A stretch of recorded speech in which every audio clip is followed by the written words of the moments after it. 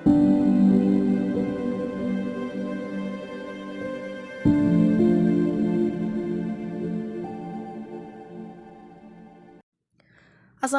warahmatullahi wabarakatuh. Hai teman-teman, perkenalkan nama saya Isnaini Rahma Lubis, mahasiswa Tadris Biologi semester 5 Stambuk 2021 di Fakultas Ilmu Tarbiyah dan Keguruan Universitas Islam Negeri Sumatera Utara Medan.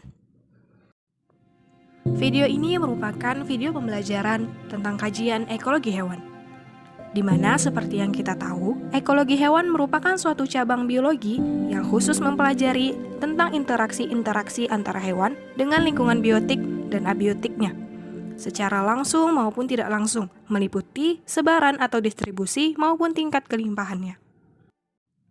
Dalam ekologi hewan, kita mempelajari tentang banyak hal. Salah satunya seperti pembahasan kita kali ini mengenai aksi reaksi hewan dengan lingkungan abiotik, unsur-unsur zat organik dan anorganik yang mempengaruhi kehidupan hewan. Adapun topik pembahasan kita kali ini meliputi 1. Lingkungan bagi hewan sebagai kondisi dan sumber daya. 2. Faktor abiotik sebagai penyusun ekosistem. 3. Interaksi dalam ekosistem. Dan 4. Unsur-unsur zat organik dan anorganik yang mempengaruhi kehidupan hewan. Oke, kita masuk ke topik yang pertama mengenai lingkungan bagi hewan sebagai kondisi dan sumber daya. Lingkungan mengambil peran yang sangat penting bagi makhluk hidup, karena baik buruknya suatu lingkungan dapat menunjang keberlangsungan makhluk hidup di bumi. Untuk itu, lingkungan tidak dapat dipisahkan jika ingin mempelajari tentang makhluk hidup, termasuk hewan. Lingkungan dibedakan menjadi lingkungan hidup dan lingkungan tak hidup. Lingkungan yang sifatnya hidup disebut sebagai lingkungan biotik dan terdiri atas organisme lain yang ada di sekitar kita. Contohnya seperti tumbuhan maupun hewan. Sedangkan lingkungan tak hidup disebut sebagai lingkungan abiotik, yaitu lingkungan fisik berupa suhu, intensitas cahaya matahari, angin, curah hujan, dan lain sebagainya. Bagi hewan, lingkungan adalah semua faktor biotik dan abiotik yang ada di sekitarnya, serta yang dapat mempengaruhinya. Hewan hanya dapat hidup, tumbuh, dan berkembang biak dalam suatu lingkungan yang menyediakan kondisi dan sumber daya, serta terhindar dari faktor-faktor yang dapat membahayakannya. Dalam hal ini, Begen tahun 1996 membedakan faktor lingkungan bagi hewan ke dalam dua kategori, yakni kondisi dan sumber daya. Yang pertama, kondisi. Kondisi merupakan segala faktor lingkungan abiotik yang keadaannya berbeda dan berubah menyesuaikan dengan tempat dan waktu. Hewan dapat memberikan reaksi terhadap perubahan kondisi lingkungan, seperti perubahan terhadap morfologi, fisiologi, dan tingkah lakunya. Kondisi lingkungan terdiri dari temperatur atau suhu, kelembapan, pH, salinitas, arus air, angin, dan zat-zat organik serta anorganik. Yang kedua yaitu sumber daya. Sumber daya ialah segala sesuatu yang dikonsumsi oleh organisme. Sumber daya dapat dibedakan menjadi 3. Yang pertama, materi. Materi merupakan zat yang diperlukan oleh organisme untuk dapat membangun tubuh. Materi terdiri atas zat-zat anorganik seperti air dan garam-garam mineral, dan zat-zat organik seperti tubuh organisme lain atau sisa-sisa tumbuhan organisme yang sudah mati. Yang kedua yaitu energi. Yang dimaksud energi ialah daya yang diperlukan oleh organisme untuk menjalankan aktivitas hidupnya. Dan yang terakhir yaitu ruang. Ruang merupakan tempat di mana organisme menjalankan siklus hidupnya. Sumber daya digunakan untuk menunjukkan suatu faktor abiotik maupun biotik yang diperlukan oleh hewan. Karena tersedianya sumber daya di suatu lingkungan dapat berkurang apabila telah dimanfaatkan oleh hewan. Hewan akan selalu berusaha mendapatkan sumber daya yang dapat dijadikan sebagai sumber makanannya. Oleh karena itu, hewan akan senantiasa beradaptasi terhadap setiap perubahan lingkungan yang terjadi. Dalam penyesuaian diri itu, akan terjadi seleksi alam pada hewan-hewan tersebut, di mana hanya hewan yang mampu beradaptasi dengan lingkungannya lah yang dapat bertahan hidup. Sementara yang tidak dapat beradaptasi dengan baik, akan bermigrasi mencari tempat atau lingkungan lain yang cocok dan lebih memungkinkan untuk terus mempertahankan kehidupannya. Atau bahkan kemungkinan terburuknya, hewan-hewan yang tidak dapat beradaptasi akan mengalami kematian dan kepunahan. Hal ini terjadi pada spesies ikan kecil bernama tomcod atlantik yang berukuran sekitar 25 cm, di mana spesies ikan tersebut biasa hidup di Sungai Hudson, Amerika Serikat, sampai akhirnya sungai tersebut mulai tercemar oleh bahan-bahan kimia yang berasal dari berbagai pabrik industri yang terus dibangun di dekat sungai itu. Pada awalnya, banyak spesies ikan-ikan termasuk ikan tomcod yang mati di Sungai Hudson yang telah tercemar. Namun, ikan tomcod yang berhasil bertahan hidup mengalami evolusi dan diketahui kehilangan 6 pasang DNA dasar dalam gennya yang menyebabkan mereka mampu terus bertahan hidup di sungai tercemar yang tidak dapat dilakukan oleh ikan-ikan lain di sungai tersebut. Perubahan lingkungan terhadap waktu secara garis besar terdiri atas 3 jenis. Yang pertama yaitu perubahan siklik. Perubahan siklik merupakan perubahan yang terjadi berulang-ulang secara berirama, seperti malam dan siang, pasang dan surut, musim kemarau dan musim penghujan, dan lain sebagainya. Skala perubahan ini dapat bersifat harian, bulanan, musiman, atau tahunan. Yang kedua yaitu perubahan terarah. Perubahan terarah merupakan perubahan yang terjadi berangsur-angsur secara terus-menerus dan progresif. Perubahan ini secara pasti menuju suatu arah tertentu dan biasanya akan memakan waktu yang lama dalam prosesnya. Contohnya ialah surut atau mendangkalnya danau Limbo yang berada di Gorontalo. Dan yang terakhir yaitu perubahan eratik. Perubahan eratik ialah perubahan yang sifatnya tidak berpola dan tidak menunjukkan arah perubahannya. Contohnya ialah kebakaran hutan, letusan gunung berapi, dan lain sebagainya. Baiklah, kita masuk ke topik yang kedua mengenai faktor abiotik sebagai penyusun ekosistem. Konsep ekosistem pada dasarnya mengandung pemahaman tentang interaksi atau hubungan timbal balik antara makhluk hidup, baik populasi atau komunitas hewan dengan biotype-nya, yaitu habitat yang mempunyai karakteristik kondisi lingkungan dan biotanya yang khas. Habitat yang berarti tempat lingkungan suatu makhluk hidup merupakan unit geografi yang secara efektif mendukung keberlangsungan hidup dan reproduksi suatu spesies. Di dalam habitat tersebut, makhluk hidup lainnya secara faktor-faktor abiotik yang satu dengan yang lainnya saling berinteraksi dan secara kompleks membentuk suatu kesatuan yang disebut sebagai habitat. Seperti yang telah diketahui bahwa ekosistem tersusun atas faktor abiotik dan biotik. Faktor abiotik sendiri merupakan faktor tak hidup yang meliputi faktor fisik dan kimia. Faktor fisik utama yang mempengaruhi ekosistem ialah yang pertama, suhu atau temperatur. Suhu berpengaruh terhadap ekosistem karena suhu merupakan syarat yang diperlukan organisme untuk hidup. Ada jenis-jenis organisme yang hanya dapat hidup pada kisaran suhu tertentu. Misalnya, penguin yang hanya dapat hidup di tempat yang memiliki suhu rendah. Yang kedua, sinar matahari. Sinar matahari mempengaruhi ekosistem secara global karena matahari dapat menentukan suhu dan merupakan unsur penting yang dibutuhkan oleh tumbuhan sebagai produsen untuk berfotosintesis. Yang ketiga, air. Air berpengaruh terhadap ekosistem karena air merupakan unsur yang dibutuhkan untuk kelangsungan hidup organisme.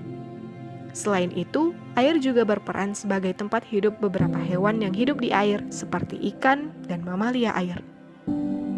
Yang keempat, tanah. Tanah merupakan tempat hidup bagi organisme. Jenis tanah yang berbeda dapat menyebabkan perbedaan jenis organisme yang hidup di dalamnya. Tanah juga menyediakan unsur-unsur penting bagi pertumbuhan organisme, terutama untuk tumbuhan. Yang kelima, ketinggian. Ketinggian tempat dapat menentukan keberagaman jenis organisme yang hidup di tempat tersebut. Hal itu disebabkan oleh ketinggian yang berbeda akan menghasilkan kondisi fisik dan kimia yang berbeda pula. Yang keenam, angin. Selain berperan dalam menentukan kelembapan, angin juga berperan dalam penyebaran biji tumbuhan tertentu. Yang ketujuh, garis lintang. Garis lintang secara tak langsung dapat menyebabkan perbedaan penyebaran organisme, karena garis lintang yang berbeda menunjukkan kondisi lingkungan yang berbeda pula. Lingkungan abiotik hewan terdiri dari dua faktor yang berbeda. Faktor yang pertama yaitu medium. Medium merupakan bahan yang secara langsung melingkupi organisme, dan organisme tersebut melakukan hubungan timbal balik atau berinteraksi dengan medium. Medium memiliki beberapa fungsi bagi hewan. Salah satu fungsinya yaitu sebagai tempat tinggal. Contoh fungsi medium sebagai tempat tinggal bagi hewan yaitu pada hewan seperti ikan yang hidup di air, di mana air menjadi mediumnya. Selanjutnya, sebagai tempat membuang sisa metabolisme. Seperti hewan darat yang mengeluarkan atau membuang karbon dioksida sebagai zat sisa metabolismenya ke udara. Dan sebagai tempat bereproduksi, medium juga dapat berfungsi sebagai tempat bereproduksi bagi hewan. Misalnya pada hewan katak yang pergi ke air untuk kawin dan bertelur. Faktor abiotik yang kedua yaitu substrat. Substrat adalah permukaan tempat organisme hidup, terutama untuk menetap atau bergerak, ataupun benda-benda padat tempat organisme menjalankan seluruh atau sebagian hidupnya. Bagi hewan, substrat berfungsi sebagai tempat berpijak, tempat membangun rumah atau kandang, dan sebagai tempat makanan. Pada beberapa hewan, substrat digunakan sebagai tempat berlindung. Misalnya pada hewan bunglon yang beberapa serangga. Hewan-hewan tersebut berkamuflase mengikuti substrat tempat mereka tinggal sebagai bentuk pertahanan diri terhadap predator yang ingin memangsanya, ataupun sebagai taktik untuk mencari mangsa untuk dimakan.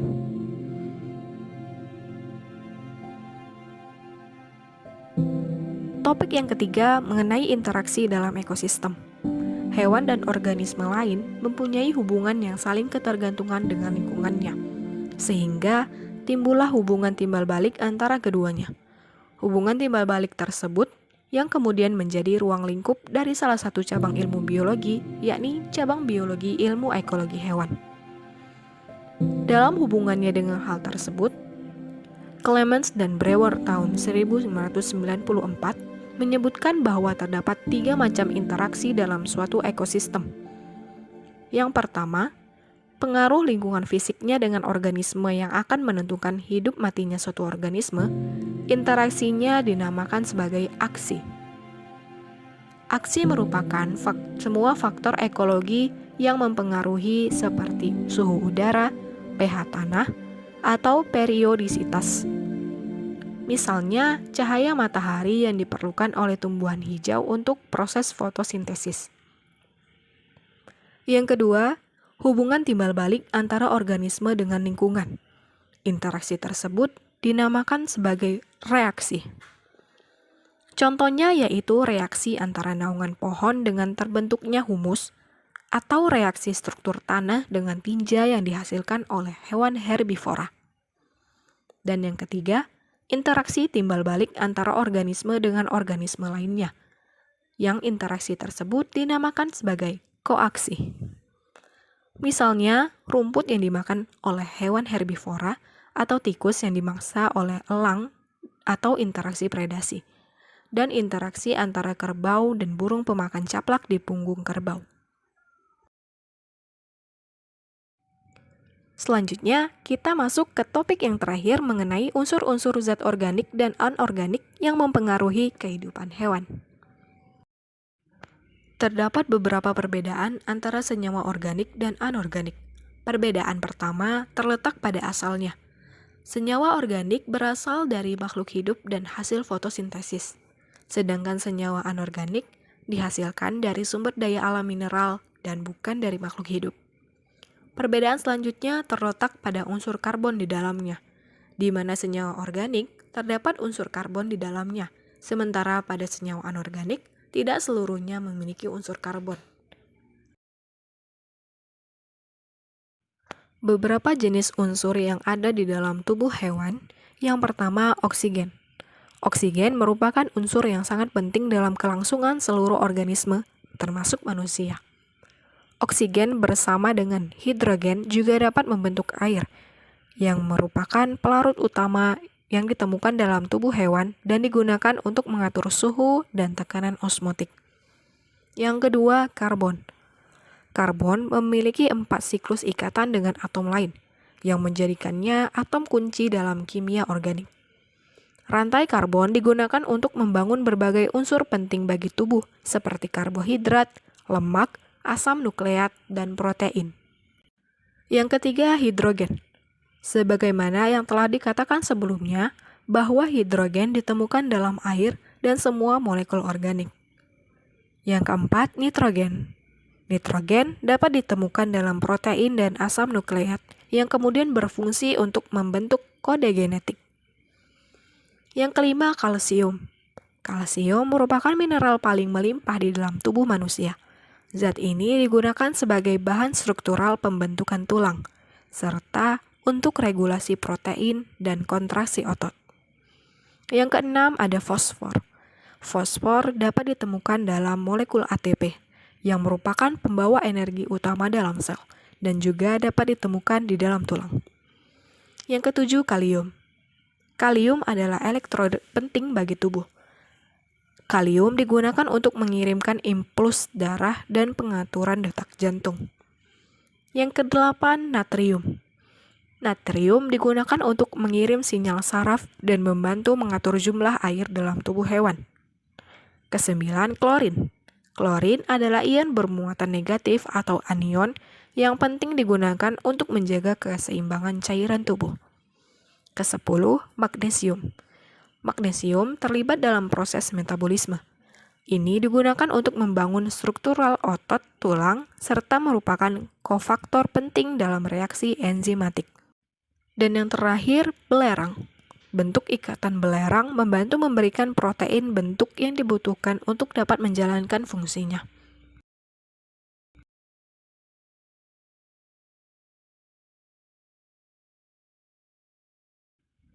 Baiklah, hanya sampai sini saja penjelasan kali ini. Terima kasih atas segala perhatiannya. Dan jika teman-teman ada yang ingin bertanya, silahkan tinggalkan pertanyaan di kolom komentar. Wassalamualaikum warahmatullahi wabarakatuh. Don't forget to like, subscribe, and see you!